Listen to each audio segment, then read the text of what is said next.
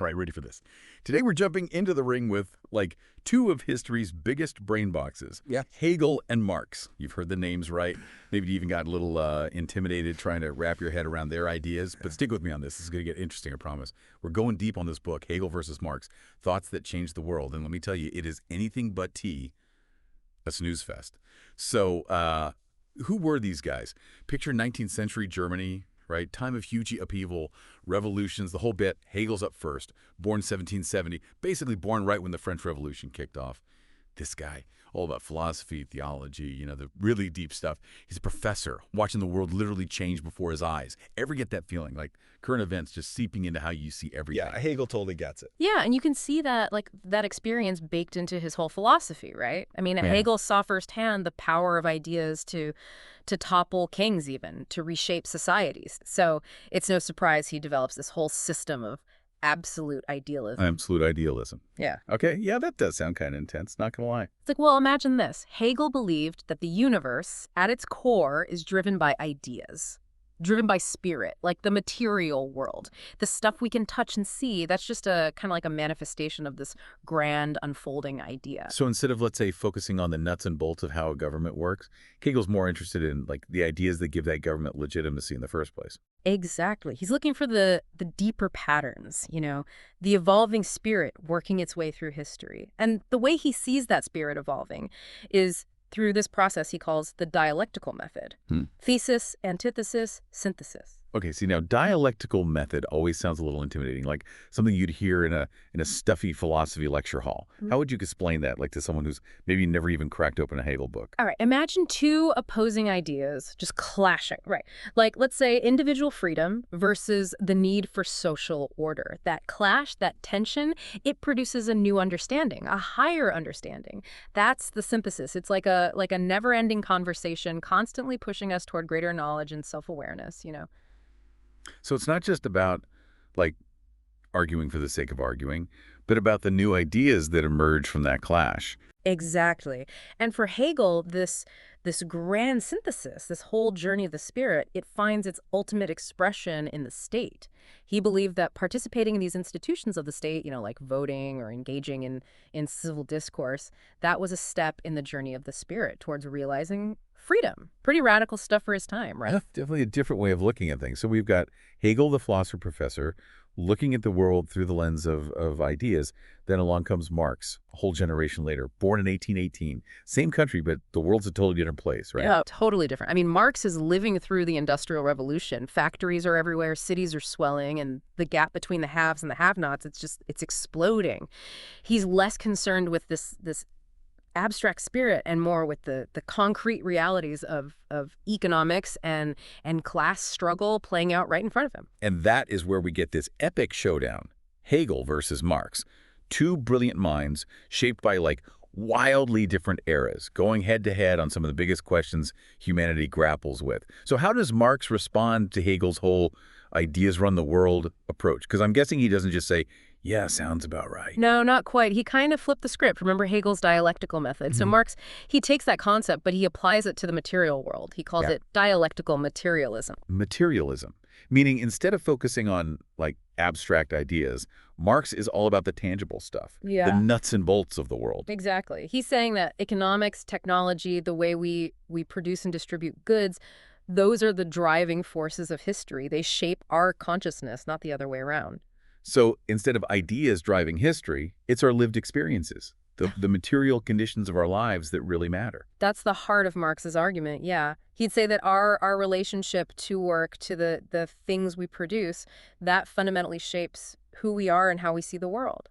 Which, I mean, when you think about it, it makes sense, right? The way you experience the world, especially in your work, it's going to have a huge impact on how you view society, like, as a whole. So where does this dialectical materialism lead Marx? Because I have a feeling he's not just offering, like, a polite critique of Hegel here. You got it. He's not just critiquing, he's building his own thing. This leads him to what he sees as, like, the core conflict, class struggle. Ah, yeah. We're talking Industrial Revolution here. The images from that time are pretty bleak, to put it mildly. Exactly. And Marx is seeing it firsthand, right? Factory owners getting rich off the labor of their workers. So how does Marx's philosophy actually address that inequality? Because it's one thing to point it out, it's another to actually offer a solution. Right. So he sees this built-in conflict between the bourgeoisie, those are the owners, the capitalists, and the proletariat, the working class. And it's not just about like having different amounts of money. It's about power, control over the means of production, control over how society actually functions. And this is where this idea of alienation comes in. One of Marx's like huge ideas. Okay, alienation. Yeah, that's a word we hear a lot, but what did Marx actually mean by it? Okay, so if you imagine this. You're a skilled artisan. You spend your days building beautiful furniture with your own two hands, right? You take pride in your work. You see yourself reflected in it. Now, fast forward to the Industrial Revolution. You're working in a factory, doing the same, like, mindless task 12 hours a day. You're just a cog in the machine, totally disconnected from the final product. That's alienation. The feeling of being estranged from your labor, from your own humanity, even. It's like you're saying, under capitalism, work becomes less about creating something meaningful and more about just, like, survival. And that disconnect, that can be so isolating, so dehumanizing. It reminds me of, like, all these stories you hear about burnout, people feeling trapped in these soul-crushing jobs. You're telling me Marx saw that coming back in the 1800s.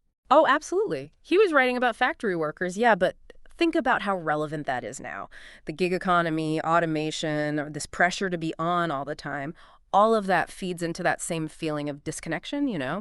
dissatisfaction. Marx, he might not have predicted the specifics, but he understood the underlying mechanics of the system that puts profit over people. It's like he had this almost uncanny ability to see where things were headed just from the seeds of it. And this is what gets me, because we're talking about these 19th century thinkers, right? But these anxieties about work, about purpose, they feel incredibly current. Like their ideas, they seeped into the 20th century, into everything that came after. Right. And we see Marx's fingerprints all over modern thought, even when people don't realize it. Think about the way we talk about the system, the man, right? That whole feeling of being controlled by forces beyond our grasp, that's classic Marx. Okay, so we've talked about his critique of capitalism, but what was the alternative? He wasn't just pointing out problems, right? He had a different vision for society. Exactly. And that's where communism comes in. And for Marx, this wasn't just some like utopian dream. It was the inevitable outcome. Like he saw these inherent contradictions in capitalism, and he believed that as the system played out, the proletariats, the workers, they would become aware of their own exploitation. They would rise up, overthrow the bourgeoisie, and create a classless society, one where the means of production are owned collectively. No private property, no more wage labor. Everyone contributes what they can, and everyone gets what they need. It's a radical vision, that's for sure. And, I mean, we haven't seen a global communist revolution on the scale Marx predicted, but you can't deny the impact of his ideas. Oh, absolutely. The 20th century, the Russian Revolution, communist China, all those socialist movements, the labor struggles. Marx provided the language, the framework for understanding inequality, for envisioning something different. And even if those revolutions didn't achieve his utopia, they definitely reshaped the world. It's incredible to think how influential these two guys were, each in their own way. But it makes me wonder, we've been talking about them separately, but how do their ideas actually stack up against each other? Where's the biggest clash between Hegel and Marx? I think the most fundamental difference is their view of history. Remember, Hegel saw this grand unfolding of the spirit, right? This march toward rationality, toward freedom. For Marx, it's all about the material world, about how societies produce and distribute goods. So for Hegel, history has this direction, this purpose, almost like it's guided by some invisible hand. And Marx is saying, nope, it's the stuff we make, the way we work, that's calling the shots. Exactly. And remember how Hegel saw the state as the ultimate expression of freedom, the culmination of this whole historical process, Marx. He saw the state as a tool of oppression, a way for the ruling class to maintain their power. And that's where their visions of the future really diverge. One sees the state as the path to freedom. The other sees it as something that needs to be abolished. Exactly. And it's still playing out today, right? These ideas, they're in our modern political debates. Do we believe in the power of the state to, like, do good? Yeah. To regulate, provide a safety net? Or do we see it as inherently oppressive, an obstacle to individual freedom? It's wild. These two 19th century thinkers are still framing the biggest issues of our time. But if their ideas are so different, how is it that Marx even considered himself a Hegelian for a while? Where do their philosophies actually, like, intersect? It's like they're having this, like, philosophical tug of war. No. each pulling on these huge ideas. Right. And here's the thing. As different as they were, Marx actually really dug Hegel's dialectical method. He saw it as this like powerful tool, for understanding how change happens, how these contradictions play out. Even though he totally disagreed with Hegel on that whole ideas are everything. So it's like he took Hegel's toolbox and built something totally different with it. Exactly. Hegel thought ideas shaped the material world, but Marx flipped it, right? He said it's the material conditions that shape how we think, our relationship to what we produce. Okay, so instead of a dialectic of ideas, we have a dialectic of matter, basically. Like the tools we use, the way labor's divided, that stuff shapes our consciousness. You got it. It's that Marx quote, right? Life is not determined by consciousness, but consciousness by life. He's saying that our everyday experiences, our social class, the structure of society, that's the primary force here. That's what shapes who we are. It's making me think about, like, how much of my worldview is shaped by the work I do, by the stuff I buy even. Like the whole structure of my life. It's like we're all part of this big social experiment, but we don't always realize it. And that's why Marx thought capitalism at its core, with its focus on profit, on competition, that creates this alienation. It separates us from what we create, from each other, even from ourselves. Okay, but here's the thing. A lot's changed since Marx's time, right? Labor laws, social safety nets. We even try to consume more ethically, some of us. Hasn't capitalism, like, evolved in ways Marx couldn't have even imagined? That is the million-dollar question, and it's one people are still debating. Has capitalism fundamentally changed, or has it just gotten better at hiding those contradictions? It's like, have we actually broken free of the system or just found new ways to, like, exist within it? Exactly. And I think that's why these thinkers are so relevant. Even if we don't agree with everything they said, they give us a way to think critically about power, about what the state is, about the individual versus society.